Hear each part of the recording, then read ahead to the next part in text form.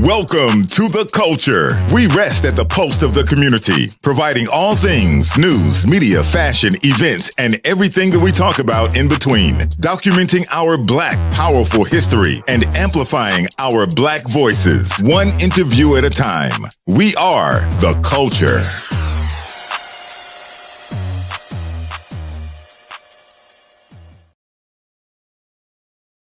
Hi, and welcome to another edition of The Culture. We're back for season 7. I am your host, Jessica Garrett-Modkins. Thank you so much for joining us.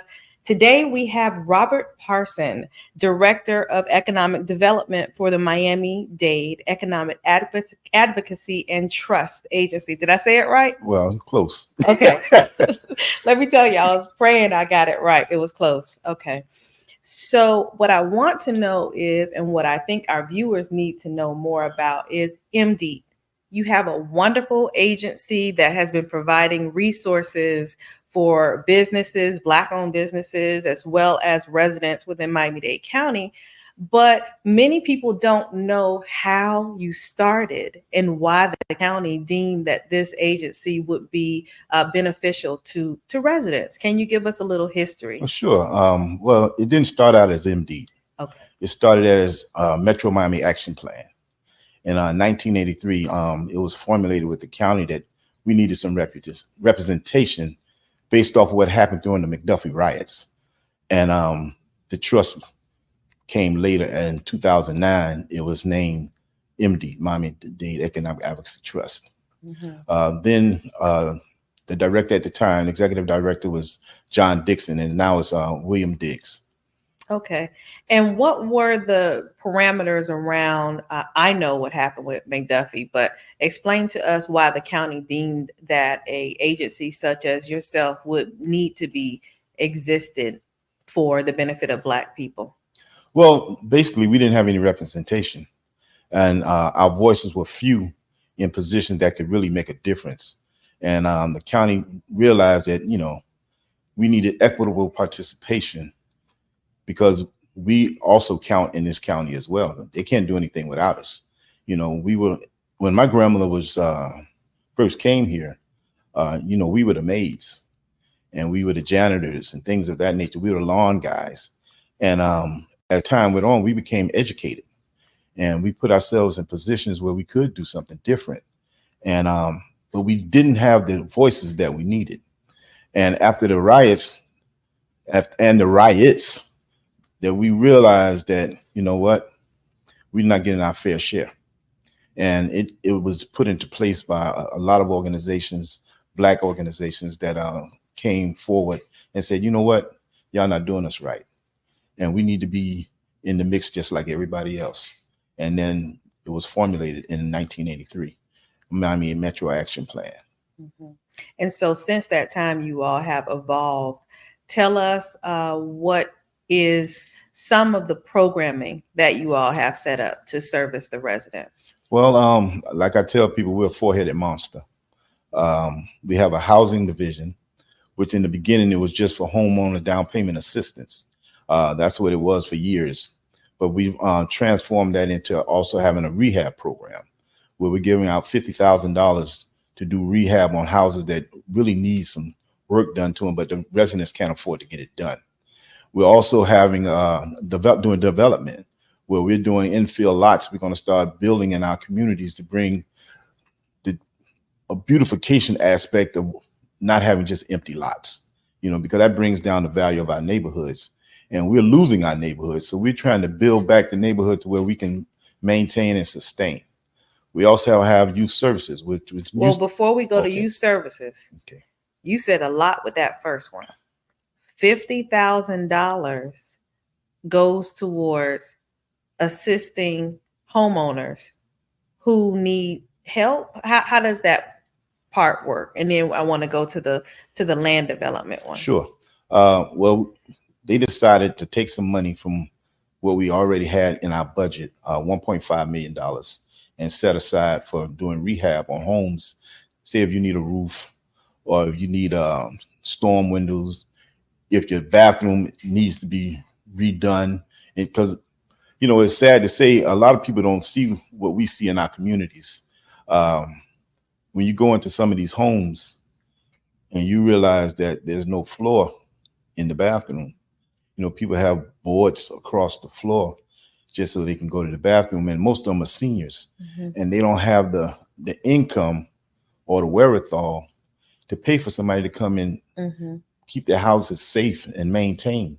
So Mr. Diggs decided that we're going to do something about it.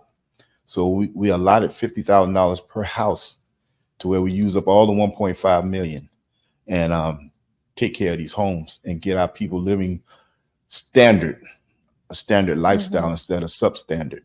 And we're going to maintain that until the money runs out. I applaud you all because I just became aware of it through the research that we were doing. And to think that, like, I'm from Richmond Heights. There are so many seniors that live in Richmond Heights who have gone through, they've worked, now they are getting their retirement, but there is not enough to go back in and make the changes for, I believe there's one term called aging at home, where you can convert your bathroom from a standard tub to a walk-in shower just to have a quality of life instead of falling inside of your own dwelling.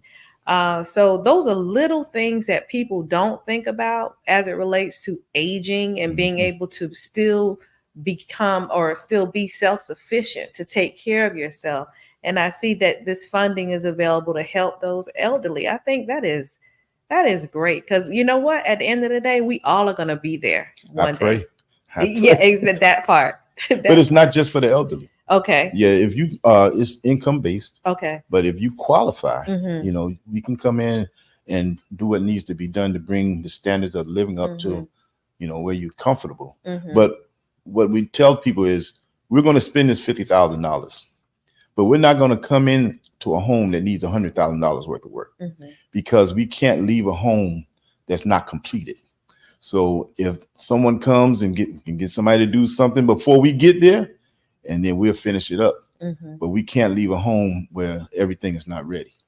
That is wonderful. That's wonderful. So it's income based. It's not age. There's no age requirement. No. It is income based, and it is to rehab the homes. Yes. And I keep just saying Richmond Heights because there's this video floating around about these other realtors coming into the neighborhood and the elevation of pricing within that area, which is great. But the funny part about it is right across the street in Fairway Heights, the homes are newer and the price per square footage is less. So there's a little thought process that I have around that. People are saying that they're just trying to push the residents out. But the reality of it is, I do believe that if that area, if they were to know that a program like this existed, then they could reallocate some of the funding that they think that they really need to have a home that's within living standards. So that's a great program. And I cut you off. The second one was the lots. Okay, but before I go into that, I want the people to know that you don't have to go look for a contractor. We're bringing the contractors. Okay. So you don't have to worry about any shams, any schemes. Good to know. We're bringing all that to the table to where when it's ready to go, our people are coming in. Nice. So you don't have anything to worry about. All you have to know that we got you. Okay. That's great. Now the land. Yes. Okay. Every year there are abandoned lots throughout the communities in Miami-Dade County. And some of the commissioners, to try to help bring up some of the standard of living in these areas, they donate this land to different organizations, churches, schools, things of that nature, hoping that they're going to do something with the land to bring housing or business or something. So some of the commissioners have gotten together and they've decided to give us some empty parcels, and we're going to start doing some development on them because our neighborhoods are starting to lack. And as they lack, we move, and then everybody else moves in. Right. And then they raise the standards of our communities to where we can't come back. And, it's strange that you spoke about Richmond Heights. The average senior cannot afford insurance on their home in Richmond Heights because the value has gone up so much. You know, I raised in Richmond Heights myself. My grandmother's home. You know, 2 years ago, the taxes were $900, $95,000. You know, not many seniors can afford to, you know, maintain. And it only takes 3 years for you to lose your house for not paying taxes. Mm-hmm. So we have to make sure that we are prepared and we have things set aside to make sure that we don't lose grandma's house. Right. So that is that portion. And Yes. then you also have a part of your four-headed monster. There's one division for youth. Yes. It started out as teen court, and teen court was created to give our children a second chance. I remember that. To where you didn't have to get into the court system. You were judged by your peers, the jury, your prosecutor, the defense attorney. All of them were your peers, and they had the only person that was a professional was the judge. So whatever sentence came down, it was binding, and the court systems were willing to accept that. So our kids don't get stuck in the system with all these backgrounds that never go away. You know, even though kids get stuff expunged, or you know, it's going to be a black spot, and people want to know, well, what's this right here? Mm-hmm.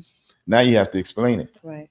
You know, it would almost be better if it just sat there, mm-hmm. you know, because you still got to explain it. Right. Right. You know, the truth is going to be told regardless. And that only, expunging is only on the state level. Mm-hmm. You know, anybody know if you get a government job, nobody supersedes the government. Mm-hmm.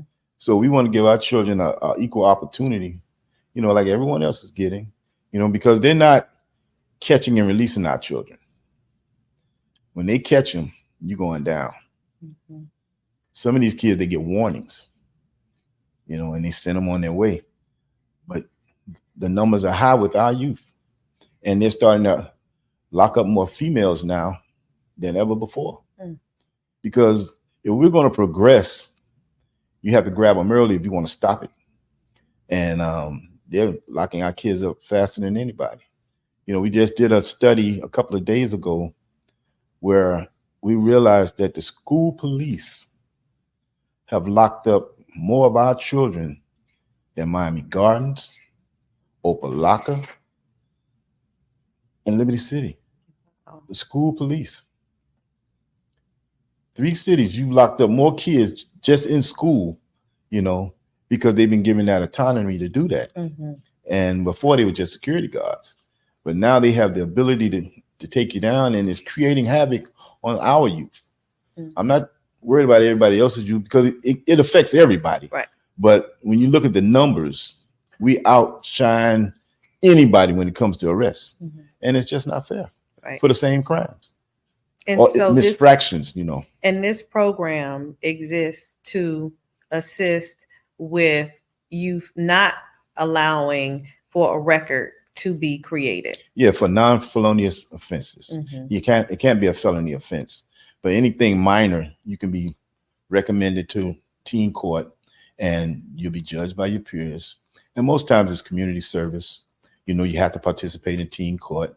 You have to give back, things of that nature. But now we've taken it to another level. Dr. Marcus Bright, which is the manager over youth services, he is now doing career to pathways, you know, because we have to know that there are other opportunities for our youth. Everybody's not going to go to college, mm-hmm. but there are other careers out there that these young kids can do and be just as successful. You know, so we're pushing that right now to make sure that we're in these schools to let our children know that, hey, we're going to take you down here to the medical campus. You know, we're going to take you to the fire department.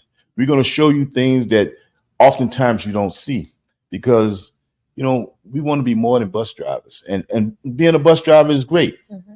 but that shouldn't be the ultimate goal that you want to do. Mm-hmm. You know, when there are other opportunities that pay far more and have more opportunities to grow than being a school bus driver.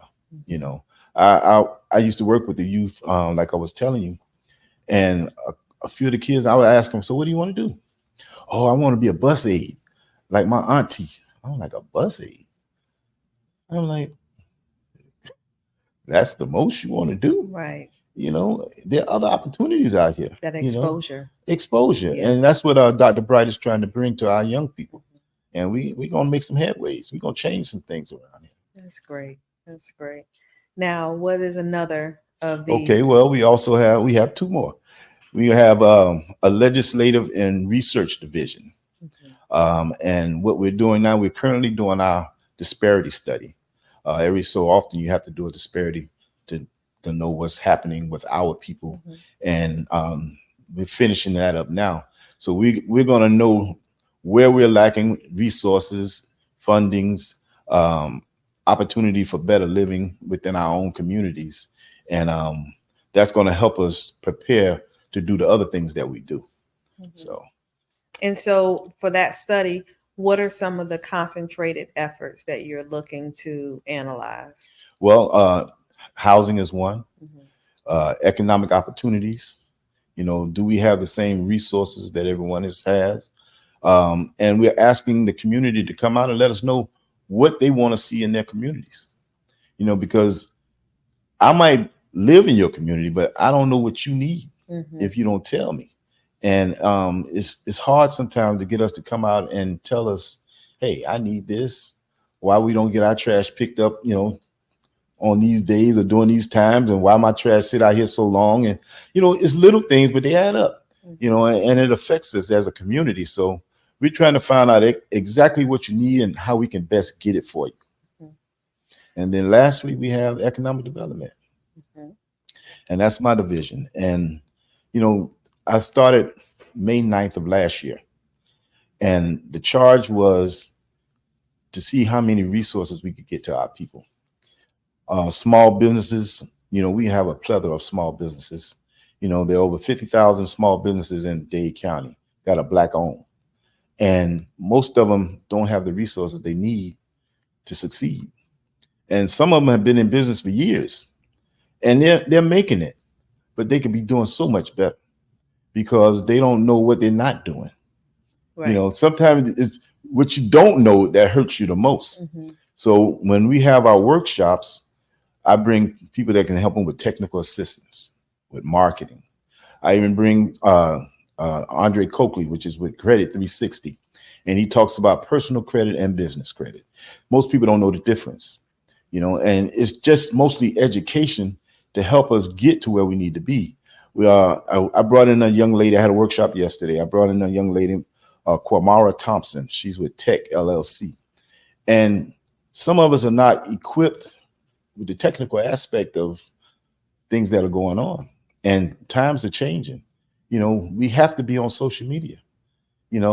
That's the cheapest way to market yourself, is being on social media. And we can't be afraid of that. And we have to know the type of post to put on there, the conversations that need to be had when we're talking about our business, having the proper email address, contact information, small things. You can't have Pookie's Barbershop and people expect people to just understand what that means. Right. We have to step our game up, and we bring people to the table to help you do that. And we also give out some funding. This year, we've given out $350,000 to 35 businesses in $10,000 allotments to help them take their businesses to the next level, to make sure that they can scale, they can grow, they can buy equipment that they need. You can spend the money on anything except food. If you have a restaurant, you can buy a stove or whatever else you need, but you can't utilize it for food.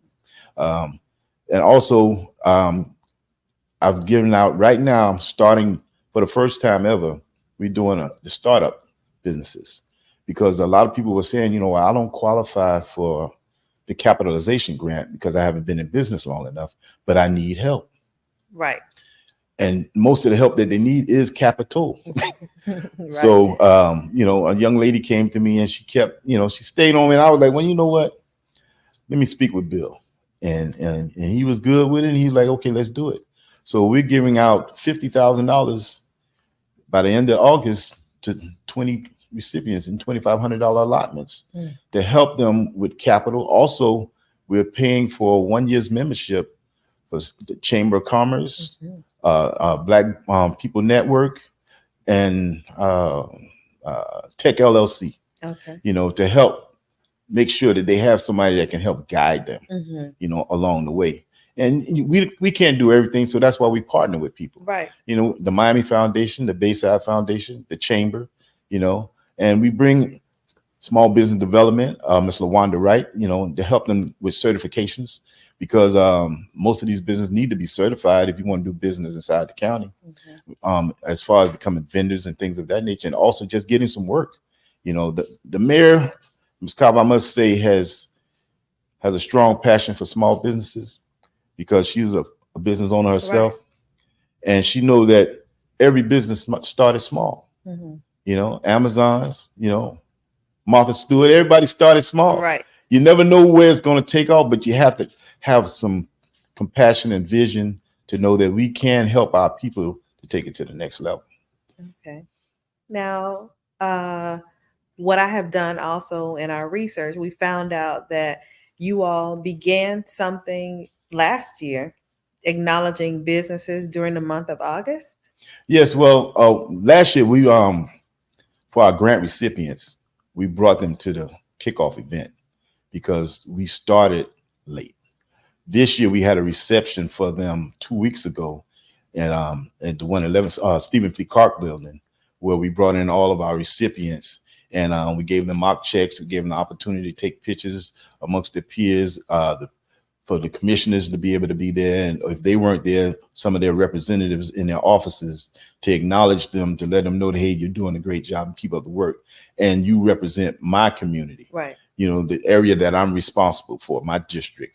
And that does a lot to people sometimes, just being recognized to know that, hey, you do really care, because I do mean something to you, and my vote counts. Right. Now, is that the same as 305 business? Or? Support Bob 305. Okay. That's the moniker for Black Business Month. Oh, okay. Yes. Okay. Which is August, and yes. A number of, you all have a calendar of events? Yes, we do, and I can have Mr. Rinkins get that to you. Okay. But the kickoff event is August the 3rd. Okay. At just passed me. What did they used to do? Splashdown. It's at Virginia Key Beach. Oh, great. At the beach. Okay. Okay. Yes, at Virginia Key Beach, August the 3rd, 6 p.m. Okay. You don't have to worry about the heat. We're gonna have a air conditioned tent, and we're inviting everyone to come out and have a great time. We got Commissioner Christine King from the city of Miami to support us with getting the Virginia Key Beach. So we take our hat off to her as well, because this is a collaborative effort. It really is. We can't do anything by ourselves, and people that think that, they living in a vacuum, but we're trying to make this work for all of us.